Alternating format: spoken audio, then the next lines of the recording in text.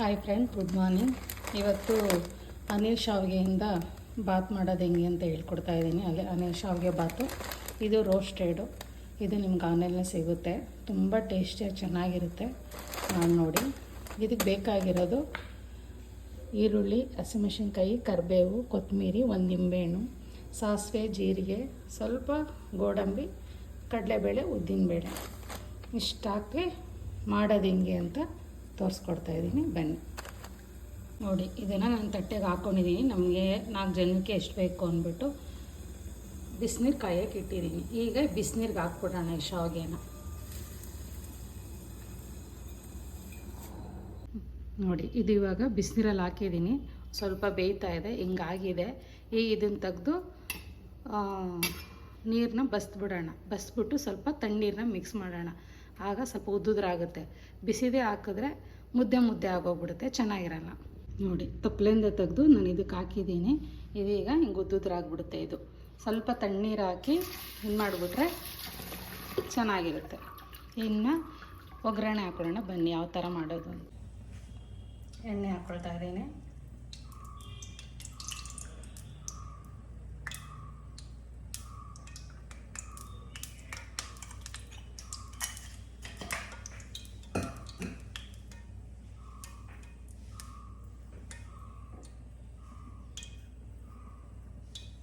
ಎಣ್ಣೆ ಕಾದಿದೆ.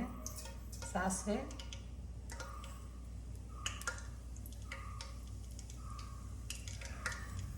ಜೀರಿಗೆ,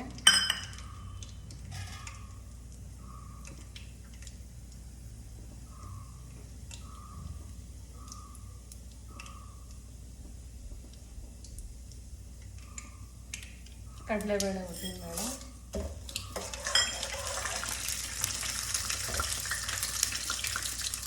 ಗೋಡಂಬಿ,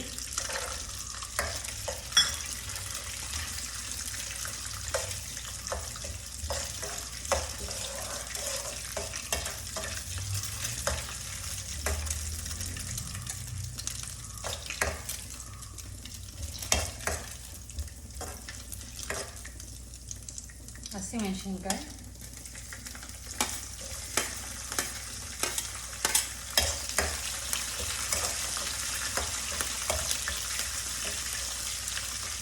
ಈರುಳ್ಳಿ,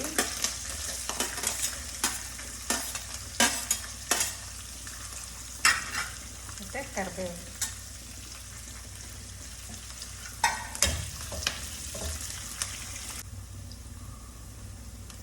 ಬೆಂದಿದೆ. ಈಗ ಸ್ವಲ್ಪ ಉಪ್ಪು ಹಾಕ್ತಾ ಇದ್ದೀನಿ. ರುಚಿಗೆ ತಕ್ಕಷ್ಟು ಉಪ್ಪು.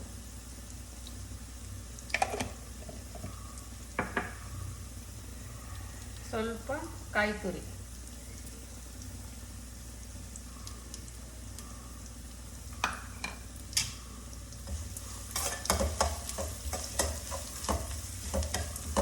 ಈಗ ನಿಂಬೆಹಣ್ಣು ನಾನು ಹಿಂಡ್ಕೊಂಡಿದ್ದೆ. ನಿಂಬೆಹಣ್ಣು ರಸ ಬಿಡ್ತಾ ಇದ್ದೀನಿ. ನಿಂಬೆಹಣ್ಣು ರಸ ಸ್ವಲ್ಪ ಎಣ್ಣೆ ಬೆಂದ್ರೆ ಟೇಸ್ಟು. ಹಸಿದು ಹಾಕ್ಬಾರ್ದು, ಸ್ವಲ್ಪ ಹಾಗಿದೆ. ಈಗ ಇದನ್ನು ಶಾವಿಗೆನ ಹಾಕ್ತಾಯಿದ್ದೀನಿ.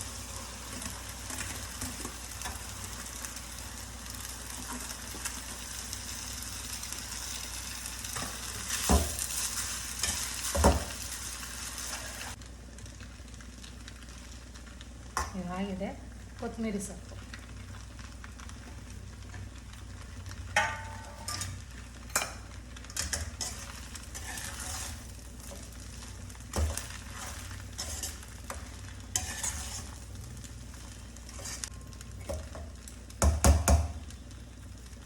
ಇದಾಗಿದೆ.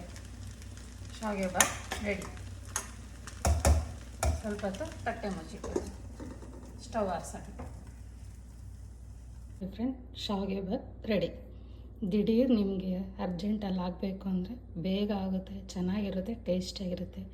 ಮಾಡಿ ಟೇಸ್ಟ್ ನೋಡಿ. ನನ್ನ ವಿಡಿಯೋ ಇಷ್ಟ ಆಗಿದೆ ಲೈಕ್ ಮಾಡಿ, ಶೇರ್ ಮಾಡಿ. Thank you.